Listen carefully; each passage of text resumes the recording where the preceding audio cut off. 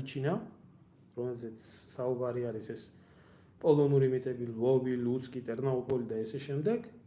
აქეთ სამხრეთ აღმოსავლეთის უკრაინა, ეს დონბასი, ყირიმი და ეს რაც აქვს რუსეთს გადაყლაპული და მიმართულება ყველაზე ერთ-ერთი სასიცოცხლოდ მნიშვნელოვანი რუსებისთვის.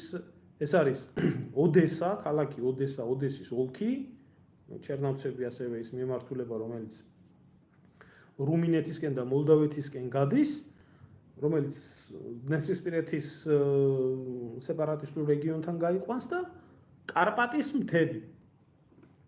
ეგრეთ წოდებული პრიკარპატია, სადაც ეძახიან, იმიტომ რომ კარპატის მთები ეს არის მადომინირებელი სიმაღლე, რომელი მადომინირებელი სიმაღლეც არის უკანასკნელი, ასე რომ ვთქვათ, ბარიერი, რომელი ბარიერიც აჩერებს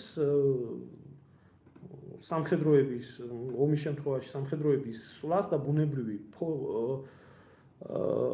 ფორპოსტი არის, აქეთკენ უკვე ურალის მთებამდე პრაქტიკულად არაფერი არ ხდება. არ ხდება მოწინააღმდეგეს, როდესაც შემოდის. ამიტომ რუსების სამხედრო პოლიტიკური ელიტის სამიზნე არის სამხედრო თვალსაზრისით რუსი ჯარისკაცები ავიდნენ და დაიკავონ კარპატის მთების სიმაღლე. დამთავრდეს იქ ჩაიკეტოს ის და ამის შემდეგ გაკონტროლდეს ასევე შავი ზღვის მიმართულებაზე საერთოდ იქნას მოწყვეტილი უკრაინა. აი ამ შემთხვევაში, როდესაც უკვე ამას მიაღწევენ რუსები, უკვე შესაძლებელია ვიფიქროთ, რომ რუსები როგორც თავის სამხედრო ოპერაციას, თავის მიზნებს, ამოცანებს შესრულებულად ჩათვლიან. იქ მერე უკვე როგორ მოხდება განაწილება, ეს კიდე ცალკე საკითხია. კაცო, მე ვბოდავ, ეგერ წადი იმას მოусმინე, კაცო. ფუჩუკუტუ ექსპერტები ლომათ აკყავს და იმათ მოусმინე, ვინმე გაძალებს შვილო იმას ჩემმოსმენას, წად მოусმინე, ეგერ ამდენი ხანია იგებთ ომს იმაში, რა ქვია, უკრაინაში და რუსეთს ამარცხებთ დაჟანგულ ტანკებში, კრემლში ატარებთ იმას, რა ქვია, პარაძმარი ჯერჯერობით.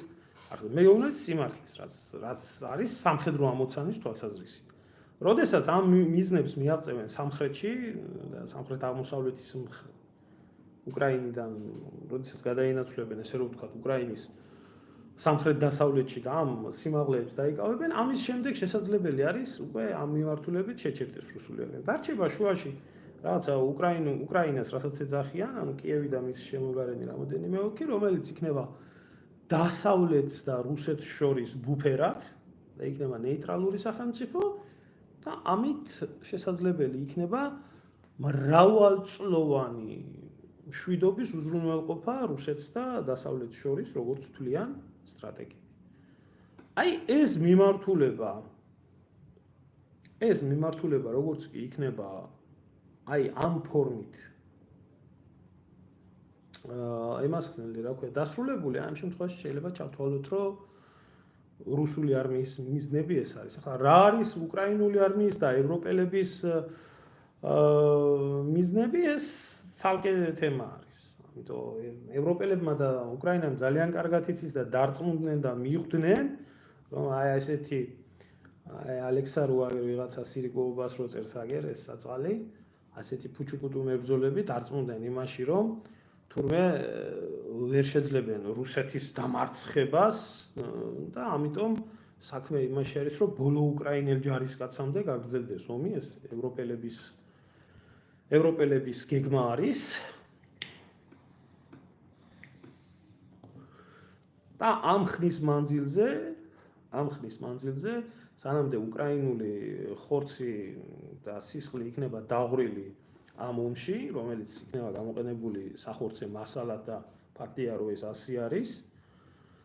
ამდენ ხანში უკვე ევროპელები მოახდენენ საკუთარი შეიარაღებული ძალების რეფორმირებას, გამოყოფენ უზარმაზარ 800 მილიარდზე არის საუბარი, გამოყოფენ უზარმაზარ თანხას და მოახდენენ აი ამ ბუფერული ზონის, ასე რომ ვთქვათ, გოლიჩინას სახით საზღვრების დაცვას. იმიტომ რომ არც ერთი ევროპის ქვეყანა მზად არ არის უკრაინაში შევიდეს, პირდაპირ მიიღოს მონაწილეობა